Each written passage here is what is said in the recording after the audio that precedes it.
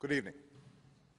Tonight, I can report to the American people and to the world that the United States has conducted an operation that killed Osama bin Laden, the leader of al-Qaeda, and a terrorist who's responsible for the murder of thousands of innocent men, women, and children. It was nearly 10 years ago that a bright September day was darkened by the worst attack on the American people in our history. The images of 9/11 are seared into our national memory. Hijacked planes cutting through a cloudless September sky, the Twin Towers collapsing to the ground, black smoke billowing up from the Pentagon, the wreckage of Flight 93 in Shanksville, Pennsylvania, where the actions of heroic citizens saved even more heartbreak and destruction. And yet we know that the worst images are those that were unseen to the world. The empty seat at the dinner table, children who were forced to grow up without their mother or their father, parents who would never know the feeling of their child's embrace, nearly 3,000 citizens taken from us, leaving a gaping hole in our hearts. On September 11th, 2001, in our time of grief, the American people came together. We offered our neighbors a hand, and we offered the wounded our blood. We reaffirmed our ties to each other and our love of community and country. On that day, no matter where we came from, what God we prayed to, or what race or ethnicity we were united as one American family. We were also united in our resolve to protect our nation and to bring those who committed this vicious attack to justice. We quickly learned that the 9/11 attacks were carried out by al-Qaeda, an organization headed by Osama bin Laden, which had openly declared war on the United States and was committed to killing innocents in our country and around the globe. And so we went to war against al-Qaeda to protect our citizens, our friends, and our allies. Over the last 10 years, thanks to the tireless and heroic work of our military and our counterterrorism professionals, we've made great strides in that effort. We've disrupted terrorist attacks and strengthened our homeland defense. In Afghanistan, we removed the Taliban government, which had given bin Laden and al-Qaeda safe haven and support. And around the globe, we worked with our friends and allies to capture or kill scores of al-Qaeda terrorists, including several who were a part of the 9/11 plot. Yet Osama bin Laden avoided capture and escaped across the Afghan border into Pakistan. Meanwhile, al-Qaeda continued to operate from along that border and operate through its affiliates across the world. And so shortly after taking office, I directed Leon Panetta, the director of the CIA, to make the killing or capture of bin Laden the top priority of our war against al-Qaeda, even as we continued our broader efforts to disrupt, dismantle, and defeat his network. Then, last August, after years of painstaking work by our intelligence community, I was briefed on a possible lead to bin Laden. It was far from certain, and it took many months to run this thread to ground. I met repeatedly with my national security team as we developed more information about the possibility that we had located bin Laden hiding within a compound deep inside Pakistan. And finally, last week, I determined that we had enough intelligence to take action and authorized an operation to get Osama bin Laden and bring him to justice. Today, at my direction, the United States launched a targeted operation against that compound in Abbottabad, Pakistan. A small team of Americans carried out the operation with extraordinary courage and capability. No Americans were harmed. They took care to avoid civilian casualties. After a firefight, they killed Osama bin Laden and took custody of his body.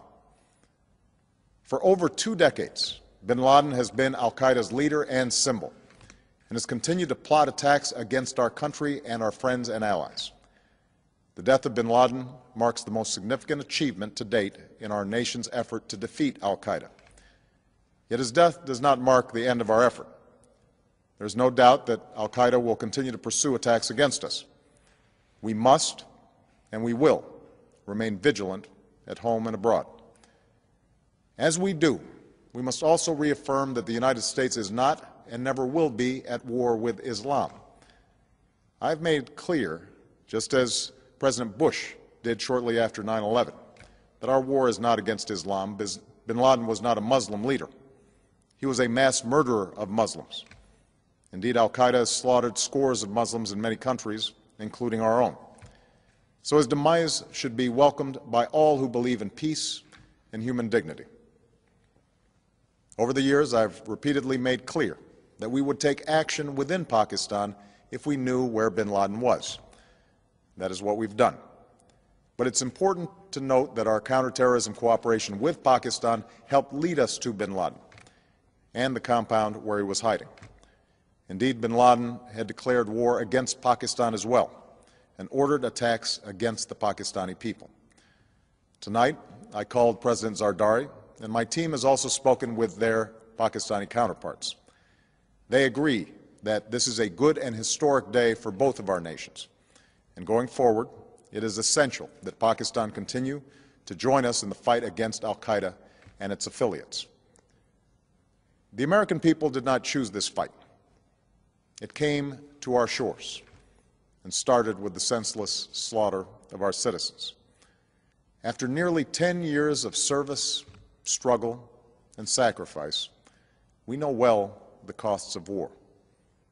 These efforts weigh on me every time I, as Commander-in-Chief, have to sign a letter to a family that has lost a loved one, or look into the eyes of a service member who's been gravely wounded. So Americans understand the costs of war. Yet, as a country, we will never tolerate our security being threatened, nor stand idly by when our people have been killed. We will be relentless in defense of our citizens and our friends and allies. We will be true to the values that make us who we are. And on nights like this one, we can say to those families who have lost loved ones to al-Qaeda's terror, justice has been done. Tonight, we give thanks to the countless intelligence and counterterrorism professionals who've worked tirelessly to achieve this outcome. The American people do not see their work nor know their names, but tonight they feel the satisfaction of their work and the result of their pursuit of justice. We give thanks for the men who carried out this operation, for they exemplify the professionalism, patriotism, and unparalleled courage of those who serve our country. And they are part of a generation that has borne the heaviest share of the burden since that September day.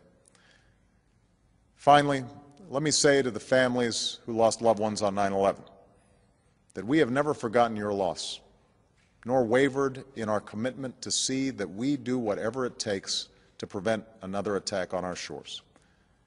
And tonight, let us think back to the sense of unity that prevailed on 9/11. I know that it has at times frayed, yet today's achievement is a testament to the greatness of our country and the determination of the American people. The cause of securing our country is not complete, but tonight we are once again reminded that America can do whatever we set our mind to. That is the story of our history. Whether it's the pursuit of prosperity for our people or the struggle for equality for all our citizens, our commitment to stand up for our values abroad, and our sacrifices to make the world a safer place.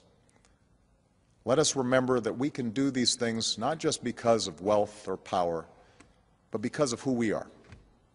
One nation, under God, indivisible, with liberty and justice for all. Thank you. May God bless you, and may God bless the United States of America.